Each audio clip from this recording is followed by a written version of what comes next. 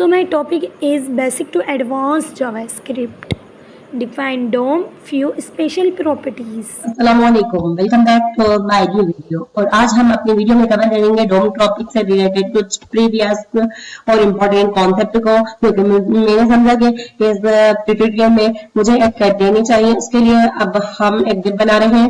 Div बनाते हैं और उसकी आईडी देते हैं 1 एंड इंटर करते हैं अस्सलामुअलैकुम लिख देती हूँ एंड उसके बाद अस्सलामुअलैकुम लिख दिया। अब इसके अंदर मुझे लगाना है स्पेंडेक लगाया, इसके अंदर वेल डन लिख देती हूँ। आप भी कुछ जो आप लिखना चाहें लिख सकते हैं।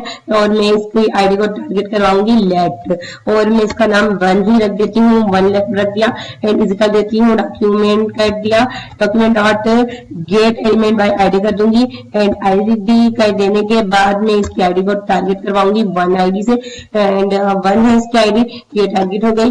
अब मुझे क्या करना है, आपको इनर एचटीएमएल और आउटर एचटीएमएल में डिफरेंट दिखाती हूँ। मैंने नेक्स्ट में आपको जो प्रीवियस हमारी जो वीडियो थी उसमें मैंने आपको क्या दिखाया था, सिर्फ इनर एचटीएमएल दिखाया था। अब मैं आपको इनर और आउटर दोनों का ही फर्क दिखाऊंगी एंड इसके बाद 1 डॉट इनर एचटीएमएल कर देती हूँ और इसी को कॉपी करके इसी को आउटर भी कर दूंगी। कॉपी कर दिया, इंटर करती हूँ, कंट्रोल भी कर देती हूँ और इसको आउटर में चेंज कर देती हूँ, इरेज कर देती हूँ। OUT आउटर हो गया एंड DIV होता है डिव। ये कुछ ऐसे होगा, ये मैंने करेक्ट। अब मैं आपको एक बार फिर से दिखा देती हूँ। इनर में अंदर वाली HTML आती है और आउटर में बाहर वाली HTML आती है। ये हमारा डिफरेंस होता है इनर और inner HTML and outer HTML का। ये देखें, इनर में अस्सलामुअलैकुम से शुरू हुई और आउटर में डिव, जहां से आपने आईडी को मांगा है वहां से शुरू हुई। अब आ जाए आपको एक और कॉन्सेप्ट को मैं आपको क्लियर करके दिखा देती हूँ। इंटर करती हूँ, कंट्रोल V कर देती हूँ। इसमें देखिए मैं कंसोल डॉट लॉग मांगू तो 1 मिनट ये होना चाहिए और इधर मैं करूंगी कंसोल डॉट लॉग और कंसोल डॉट dir का डिफरेंस। ये देखें dir आपने पहले कभी नहीं सुना होगा। अब देखें, जो इनर एचटीएमएल नहीं चाहिए इसका, बट मतलब ये सिर्फ और सिर्फ ये आईडी का वेरिएबल चाहिए, तो मैं वो आपको मांग कर दिखाऊंगी कंसोल डॉट लॉग और कंसोल डॉट dir में क्या फर्क है। अब ये आपकी स्क्रीन पर शो हो जाएगा। कंसोल में गए, ये देखिए कंसोल डॉट लॉग से तो सीधा एलिमेंट आ गया, बट कंसोल डॉट dir के से ये आया। इसमें कुछ मेथड है, प्रॉपर्टीज है। इसमें अब आपको ये समझना होगा कि कंसोल डॉट dir जो होता है वो एक फंक्शन होता है और उसके अंदर कुछ बहुत सारे मेथड्स होते हैं, प्रॉपर्टीज होती हैं। और कंसोल डॉट लॉग हमें क्या रिटर्न करता है, हमें सीधा एलिमेंट रिटर्न कर देता है। यही होता है हमारा कंसोल डॉट लॉग और कंसोल डॉट dir का काम। और अगर हम इसके कंसोल डॉट dir से कोई वैल्यू मतलब कोई टेक्स्ट कॉपी करवाते हैं, वो टेक्स्ट कॉपी कर देगा, उसमें आपको डिफरेंस नहीं नजर आएगा। देखिए, अगर मैं इसको एक स्ट्रिंग प्रिंट करवाऊं तो ये स्ट्रिंग प्रिंट करने का भी काम कर सकता है। अब मैं आपको रन करवा के दिखाती हूँ। कंसोल dir में सिर्फ और सिर्फ स्ट्रिंग प्रिंट हो जाएगी, इसमें आपको डिफरेंस का बिल्कुल नहीं पता चलेगा, बट जब आप एलिमेंट मांगोगे तभी आपको इसके डिफरेंस का पता चलेगा। ये देखिए, इसने लिख कर दे दिया है जो आपने कहा था। बस आपको जब एलिमेंट मांगोगे तो आपको डिफरेंस पता चल जाएगा। कंसोल डॉट dir एक ऐसा फंक्शन है जिसमें कई सारी मेथड प्रॉपर्टीज होती है, बट कंसोल डॉट लॉग जो है वो आपको वही वेरिएबल रिटर्न कर देता है। अब आते हैं जी, तो अब हम आपको एक और चीज दिखाएंगे, कंसोल डॉट लॉग कर दूंगी एंड उसके अंदर मैं कहूंगी document dot body dot text content लिखने से क्या होगा, आपकी जो पूरे HTML है, मतलब पूरी फाइल का सिर्फ और सिर्फ HTML के विदाउट HTML टेक्स्ट नजर आएगा आपको कंसोल के अंदर। अब चलते हैं अपने कंसोल विंडो पे और इंस्पेक्ट में चलते हैं। अब देखते हैं कंसोल मेथड से जो हमने ये टेक्स्ट कंटेंट मेथड लगाया है कंसोल के अंदर क्या शो हो रहा है। ये देखें, सिर्फ और सिर्फ हमारी बॉडी के अंदर, मतलब जो हमारे कंसोल विंडो में हमारी बॉडी का विदाउट HTML और सिर्फ टेक्स्ट हमें शो हो रहा है, टेक्स्ट कंटेंट प्रॉपर्टी से। ये आप कर सकते हैं। ये मैंने कुछ इंपॉर्टेंट मेथड्स हैं जो निकाले आपके लिए। अब उसके बाद एक चीज होती है, एक हिडन प्रॉपर्टी होती है। अगर हम किसी को हिडन प्रॉपर्टी लगा देते हैं तो ये हमारी जो वेरिएबल है ये पूरा का पूरा हाइड हो जाता है। ये मैंने हिडन इधर दे दिया है, अब इसे हाइड हो जाना चाहिए। तो हाँ, ये देखिए पूरा हाइड हो गया है। तो अब आपको क्या करना है, इंस्पेक्ट में चलना है। मेरा स्पेन अंदर था तो इसीलिए स्पेन भी शो नहीं हो रहा। अब अगर आप इसको वापस लाना चाहते हो तो इसके लिए क्या करोगे, जो मैंने आईडी है उस जो मैंने टारगेट किए जावा स्क्रिप्ट के अंदर जो आईडी टारगेट किए 1, इसी को उठाएंगे कंसोल विंडो पे। 1 मिनट, कंसोल विंडो पे जाके इसको बोलना है 1 dot hidden is equal to false करनी है, क्योंकि जो हमने हेडिंग लगाया है उससे इसकी जो प्रॉपर्टी है ट्रू में चेंज हो चुकी है। ट्रू मतलब लग चुका है, मतलब ये हमें हाइड करके दिखा रही है। जैसे ही हम फॉल्स करेंगे, एंटर करेंगे, ये शो हो जाएगा। ये कुछ हिडन प्रॉपर्टी होती है जो मैंने आपको सिखा दी है। किसी भी वेरिएबल को हिडन करना है तो हिडन लिख दें, और जब आपको शो करवाना है तो वो आईडी का नाम लिख के हिडन इज इक्वल फॉल्स लिख देते हैं। ये हो गया हिडन का काम। और अब चलते हैं अपने इधर हिडन, ये कॉपी करके इसको इरेज करती हूँ, इधर रख देती हूँ हिडन।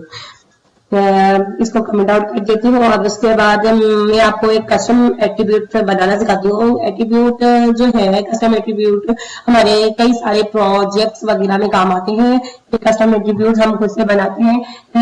अगर हम सपोज हमने किसी भी नाम का एट्रीब्यूट बना लिया तो क्या होगा कि जावा स्क्रिप्ट तो आगे आगे बढ़ती रहती है, स्टेब्लिश होती रहती है। तो एक बार स्क्रिप्ट एक दिन कहेगा कि हमने भी इस नाम का वेरिएबल बनाना है, मतलब एट्रीब्यूट बनाना है। तो उसमें क्या होगा कि जो एट्रीब्यूट बनेगा वो शायद वो आपके नाम का ही बना दे, तो उसमें कंफ्यूजन हो जाएगी।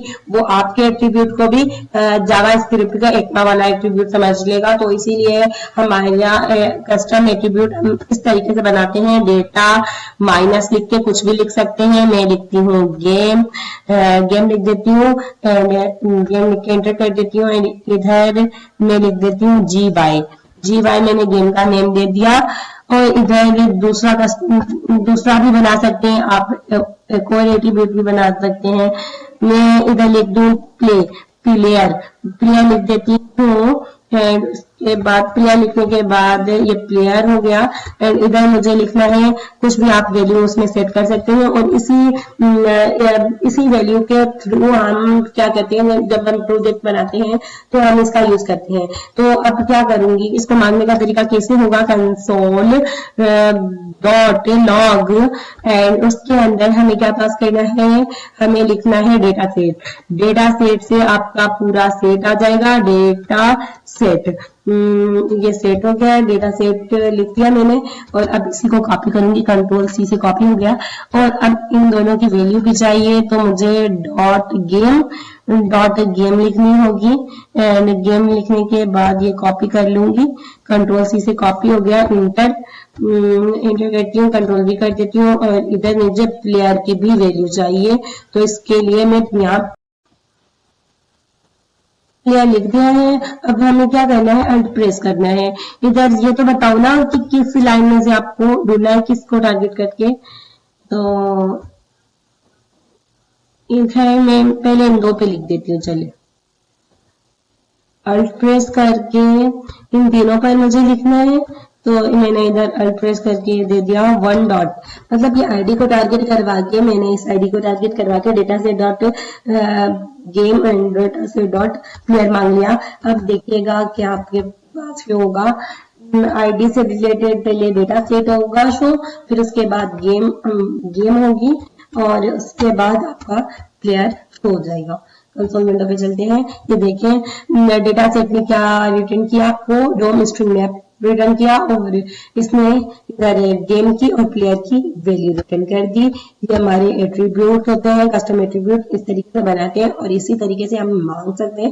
बट इन्हें मांगने का ही काम नहीं होता, बट इनका स्पेशल काम होता है जो कि हम प्रोजेक्ट्स में करते हैं, वो हम प्रोजेक्ट में करेंगे। इधर हमने एट्रीब्यूट बनाने आपको सिखा दिए, कस्टम एट्रीब्यूट्स आप बना सकते हो किसी भी तरीके से। अब क्या होता है बेसिकली, अब हम एक इवेंट बनाते हैं, पहले इवेंट बना लें फिर आपको बताते हैं करना क्या है इसका। अब एक एक्सटर्नल फंक्शन बनाएंगे, फंक्शन बनाया एंड नेम 1 लिख दिया मैंने, नेम 1 लगा दिया एंड इस पे इधर मुझे करना है क्लिक एंड इधर मैं कर दूंगी एंड क्लिक में मैं क्या करवाऊंगी,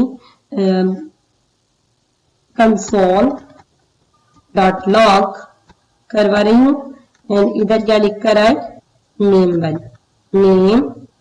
1 मिनट, इसी को नेम 1 लिख कर आ जाए, ठीक है। अब इसी फंक्शन को कॉपी करूंगी, कंट्रोल सी। एक्चुअली मैं आपको रिमूव इवेंट करवाना चाह रही हूँ तभी ये सब कर रही हूँ, ठीक है। इसको 2 कर दूंगी एंड इधर मैं लगा दूंगी 2, जहाँ इरेज करके इधर 2 लगा दिया मैंने। अब क्या होगा बेसिकली, एक फंक्शन बन गया। अब इसके बाद एड इवेंट लिस्नर लगाते हैं। किस पर लगा रही हूँ ये function, 1 dot add event listener लगा दिया मैंने। अब एड इवेंट लिस्नर के बाद क्या करते हैं हम, इधर क्लिक लगाती हूँ, क्लिक 1 मिनट, ये इधर क्लिक लग गया, क्लिक फिर मुझे क्या करवाना है, इसी फंक्शन को कॉल करवानी है। तो यहाँ कामा देख के इसका नेम लिख देती हूँ, नेम 1, इसका नेम है, कंट्रोल सी इंटर कर दूंगी, कंट्रोल वी कर दूंगी एंड ये हो गई नेम 1। और इसी तरीके से मुझे नेम 2 भी लिखनी है, कंट्रोल सी करूंगी, फंक्शन बना दिया। मुझे कॉल करवाने का तरीका है मेरा, इधर ये फंक्शन 2 के नाम से कॉल हो जाएगा। क्लिक इवेंट लग गया है 1 आईडी पे। अब हम इसको देखते हैं, क्लिक इवेंट लग चुका है। पहले कंसोल विंडो ओपन करेंगे, इंस्पेक्ट लगाएंगे और इधर कंसोल विंडो ओपन किया। अब हमने इधर क्लिक किया तो ये दोनों लग चुकी हैं, क्लिक इवेंट हमारा लग चुका है। अब हमें इसे ही को ही रिमूव करना है। रिमूव कैसे करेंगे, इंटर करेंगे, जिसको आईडी को रिमूव करना है 1 डॉट एड इवेंट लिस्नर लगाएंगे और रिमूव इवेंट लिस्नर यहाँ रिमूव करना है, REM, हाँ ये सेकंड वाला है रिमूव। फिर एड इवेंट, ये एड इवेंट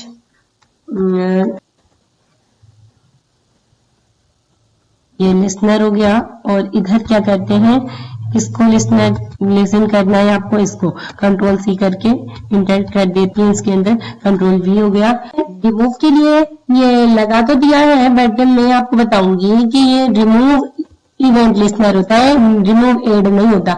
अब क्या होगा, जब भी मैं इसको क्लिक करूंगी तो एक ही फंक्शन रन होगा, दूसरा फंक्शन रन नहीं होगा।